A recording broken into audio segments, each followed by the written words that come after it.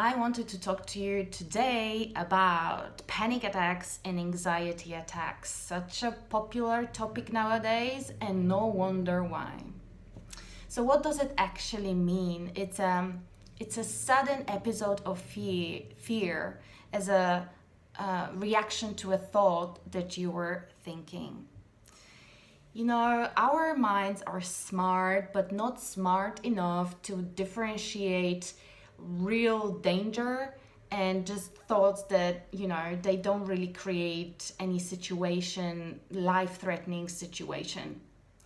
It comes from the past, like when we lived in caves and there were crazy animals coming and we had to protect ourselves from them, any, wildlife. So back then, obviously, it was very useful. It's not that useful nowadays, but it remained.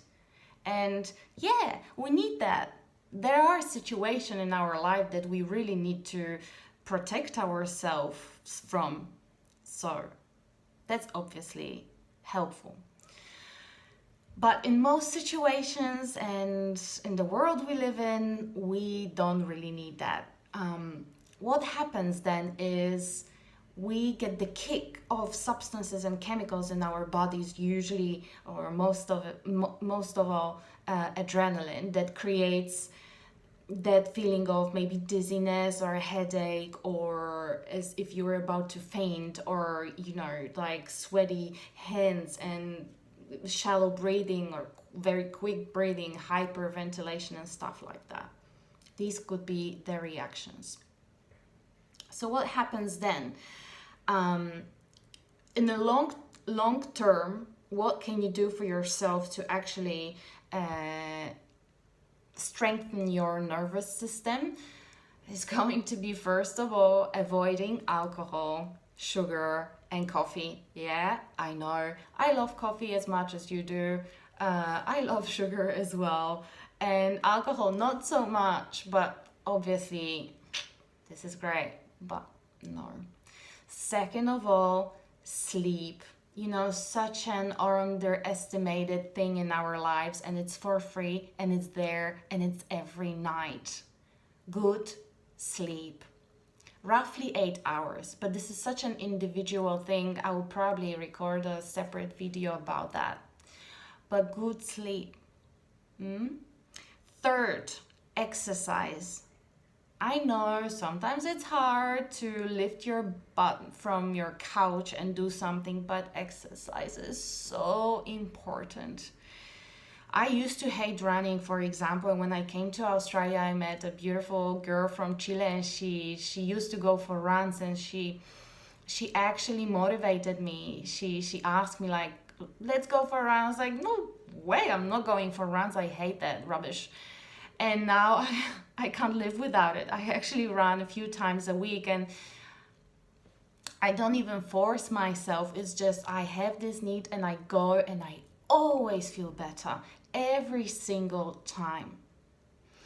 That brings another topic actually to my head that I will discuss another time, about how our mind is trying to protect us from doing things that we don't need to technically to survive.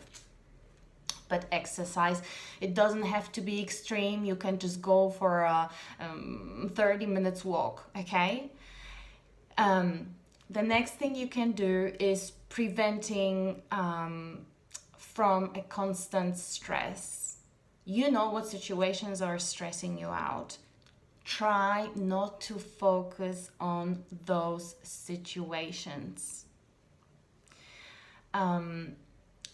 There is that thing that when our mind thinks negative thoughts, you are most likely going to have negative reactions from your body.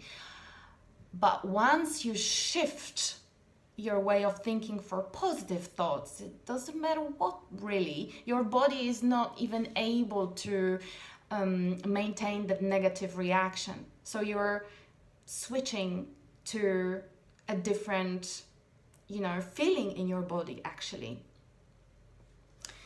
And now, when it comes to something quick techniques to feel better, to stop it maybe somehow, or make it not even go away, but at least, to make sure that this is not overwhelming so much. What you can do, breathing techniques. Breathing, another such an important natural thing that is given to us and underestimated again.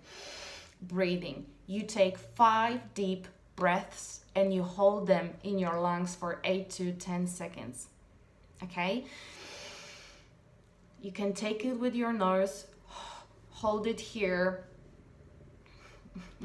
I'm showing my diaphragm, but hold it in your lungs for 8 to 10 seconds. You can close your eyes. Well, I don't need to show you, you know how to hold it. And then let it go, exhale through your mouth. 5 breaths. It's going to help. If not, you can do more. Or you can do more until your brain actually switches its shift to something else. Breathing. Next thing, I will say, really, okay, so there is like 5 senses method. It's something that you find, for example, 5 elements that you can see, 4 elements that you can hear, 3 elements that you can touch, 2 elements that this and that. You can read about it. It's called 5 senses techniques. So you can use that as well. But what I want to focus here on is, it's going to be very unpopular advice, I guess, or opinion or method, is once you reach that stage of kind of calming down,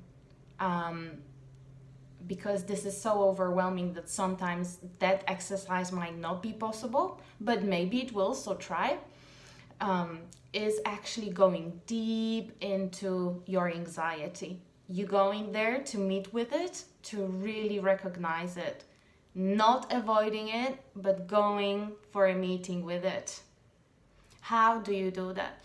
For example, you can name out loud or in your head, name what you are feeling. You can say, that feeling is very heavy, or I feel overwhelmed, I feel this, I feel that. You can just meet with it, observe it, see it, just name it.